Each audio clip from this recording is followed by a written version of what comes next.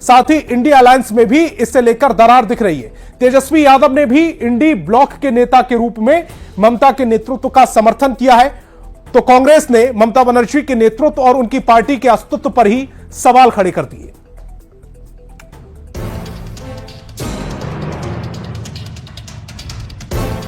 ममता बनर्जी ने India alliance का नेतृत्व संभालने के लिए खुद को तैयार क्या बताया। गठबंधन के अंदर दरार दिखने लगी, लेकिन उनकी पार्टी बंगाल तक सीमित है। वो कोई नेशनल परिप्रेक्ष्य में उनकी पार्टी और उनका व्यक्तित्व अभी उतना बड़ा नहीं है। कांग्रेस ने ममता और उनकी पार्टी के कद पर सवाल खड़ा कर दिया है, तो तेजस्वी को ममता से दिक्कत नहीं है।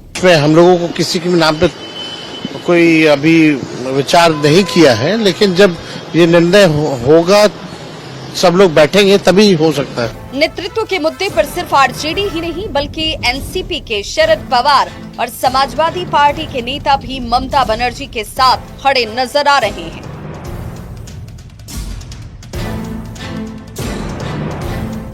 अब इंडिया अलायंस में खटपट होगी तो एनडीए वाले तो तंज कसेंगे ही। हमारा ये मानना है कि उन्हें एक विसर्जन समारोह आयोजित करना चाहिए और इंडिया गठबंधन के औपचारिक खात्मे का ऐलान करना चाहिए। आपको बता दें कि ममता बनर्जी ने एक निजी चैनल को दिए इंटरव्यू में कहा था, मैंने ही INDIA अलायंस का गठन किया था, मौका मिला तो INDIA अलायंस का नेतृत्व करने को तैयार हूँ। विपक्षी मोर्चे के नेतृत्व के साथ दोहरी जिम्मेदारी संभालने में सक्षम हूँ।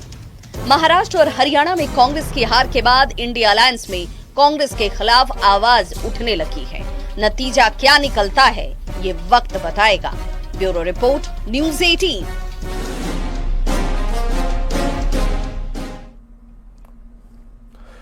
तो इंडिया अलायंस में राहुल के नेतृत्व पर सवाल क्यों उठ रहे हैं, चलिए समझाते हैं आपको। इसके लिए यह समझना जरूरी होगा कि राहुल गांधी के सक्रिय राजनीति में आने के बाद कांग्रेस का रिजल्ट क्या रहा है। तो आपको बता दें कि राहुल गांधी के सक्रिय होने के बाद कांग्रेस अब तक 89 विधानसभा और लोकसभा में हार झेल चुकी है।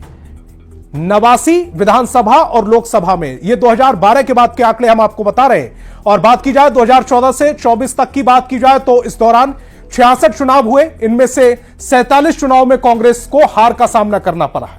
हालांकि राहुल गांधी 2004 में पहली बार सांसद बने, लेकिन पूरी तरह से सक्रिय 2012 में यूपी के चुनाव से हुए थे। फिर अगर राहुल गांधी की राजनीति में आने के बाद से कांग्रेस के रिजल्ट पर नजर डालें तो रिजल्ट कुछ इस तरह से, 2004 में कांग्रेस जीती, 2009 में भी कांग्रेस जीती, 2014 में कांग्रेस को हार का सामना करना पड़ा है, 2019 में भी कांग्रेस हारी और 2024 में भी कांग्रेस को हार का सामना करना पड़ा। अब सहयोगियों की ओर से उठाए जा रहे सवाल की बात करें तो समझने के लिए कुछ और आंकड़ों पर नजर डालना जरूरी है। सवाल है कि इंडिया बनने के बाद कितने राज्यों में चुनाव हुए और क्या रिजल्ट रहे। तो आपको बता दें कि इंडिया गठबंधन बनने के बाद 14 राज्यों में चुनाव हुए हैं, 14 राज्यों में चुनाव हुए हैं। और इंडिया बनने के बाद चुनावी नतीजे जो आए हैं वो 14 राज्यों में चुनाव हुए हैं, जिनमें से 3 में कांग्रेस जीती है और 11 में कांग्रेस को हार झेलनी पड़ी है। इंडिया बनने के बाद 14 राज्यों में चुनाव कांग्रेस की सरकार सहयोगियों के साथ सरकार बना पाई है। इंडिया की सरकार 3, और अगर बात की जाए सहयोगियों के साथ कितनी जगह सरकार बनी है तो 2 जगह, और इंडिया की सरकार जो बनी है वो कुल मिलाकर 5 जगह बनी है। इंडिया बनने के बाद कहां कहां कांग्रेस जीती है वो भी समझ लीजिए। कर्नाटक में कांग्रेस को जीत मिली थी, तेलंगाना में कांग्रेस को जीत मिली और हिमाचल में कांग्रेस को जीत मिली है, जहां पर सुक्खू सरकार चल रही है। अगर बात करें इंडिया बनने के बाद कांग्रेस गठबंधन की जीत की तो 14 राज्यों में चुनाव हुए, जम्मू कश्मीर और झारखंड, यहां पर इंडिया गठबंधन जीता है। अगर बात की जाए इंडिया बनने के बाद एनडीए को कितने राज्यों में जीत मिली है तो 9 राज्यों में एनडीए को जीत मिली है। 9 आंकड़ा बड़ा है। इंडिया ब्लॉक बनने के बाद बीजेपी को कितने राज्यों में जीत मिली है तो बीजेपी को अकेले दम पर 7 राज्यों में जीत मिली है। अगर बात की जाए इंडिया बनने के बाद कितने राज्यों में अकेले लड़ी है कांग्रेस तो 8 राज्यों में अकेले कांग्रेस लड़ी है। अगर बात की जाए जहां कांग्रेस अकेले लड़ी है वहां रिजल्ट क्या रहा है तो 8 राज्यों में अकेले कांग्रेस चुनाव लड़ी, 5 राज्यों में हार झेलनी पड़ी, 3 राज्यों में उसे जीत मिली और वो तीनों राज्य हमने आप लोगों को बताए, तेलंगाना, कर्नाटक और हिमाचल। अब बात की जाए इंडिया बनने के बाद चुनावी नतीजे क्या रहे तो इंडिया की हार रही है 9 राज्यों में और 5 राज्यों में इंडिया की जीत रही है। चुनाव नतीजे क्या कहते हैं? बीजेपी बड़े राज्य जीतती रही है, इंडिया की मजबूती नहीं दिखी है बड़े राज्यों में। और बात की जाए चुनावी नतीजे क्या कहते रहे, तो कांग्रेस बीजेपी का मुकाबला कर नहीं पा रही है। बीजेपी से सीधा मुकाबले वाले राज्यों में कांग्रेस हार जाती है। गठबंधन वाले राज्यों में कांग्रेस की हालत पतली है।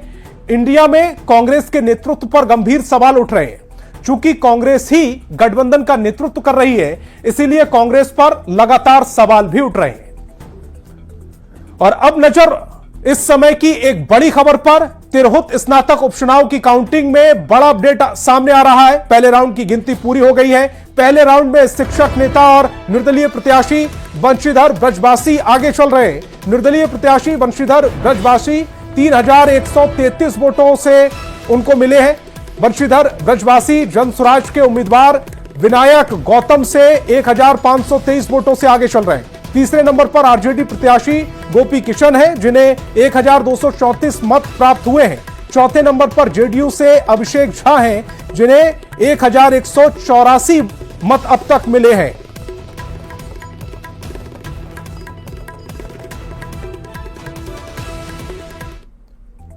और बिहार में सिपाही बहाली के लिए अभ्यर्थियों का फिजिकल टेस्ट शुरू हो गया है। दौड़ में कोई धांधली नहीं हो, इसके लिए हाईटेक तरीका अपनाया गया है। अभ्यर्थियों के पैर में चिप और सेंसर लगाए गए हैं।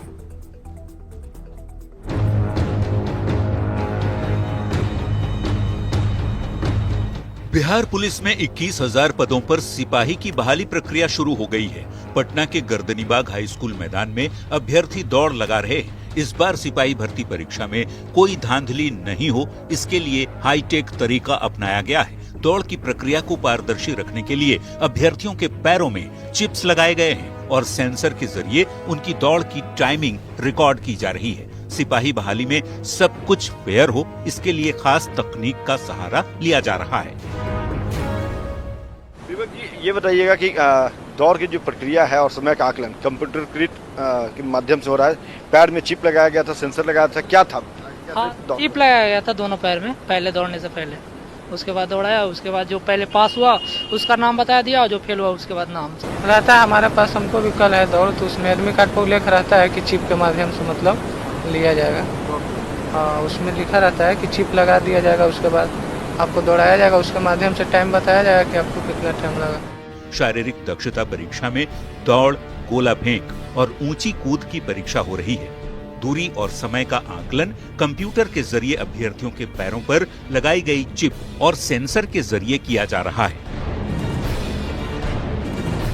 न्यूज़ 18 के लिए पटना से अमित कुमार की रिपोर्ट।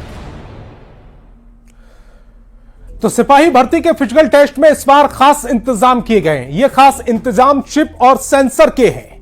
अगर बात की जाए ये चिप और सेंसर अभ्यर्थियों के पैर में क्यों लगाए गए हैं, तो अब यह समझना जरूरी है कि सिपाही भर्ती फिजिकल टेस्ट में चिप का इस्तेमाल क्यों किया गया है। किसी तरह की धांधली ना हो, यानी कि धांधली को रोकने के लिए इसका इस्तेमाल किया गया है। अब यह समझना जरूरी है कि सिपाही भर्ती के फिजिकल टेस्ट में चिप का इस्तेमाल क्यों किया गया है। गड़बड़ी रोकने का सबसे अच्छा तरीका टेक्नोलॉजी होती है। सरकारी योजनाओं में पहले बिचौलिए पैसे कमाते थे, डीबीटी के जरिए लाभार्थी के खाते में सीधे पैसे पहुंचता है। अब सिपाही भर्ती दौड़ में चिप का इस्तेमाल हो रहा है। भर्ती में पैसे का खेल खत्म हो जाएगा। तो खबर तो समझिए। मैं आज फिलहाल इतना ही। आप देखते रहिए न्यूज़ 18 बिहार झारखंड।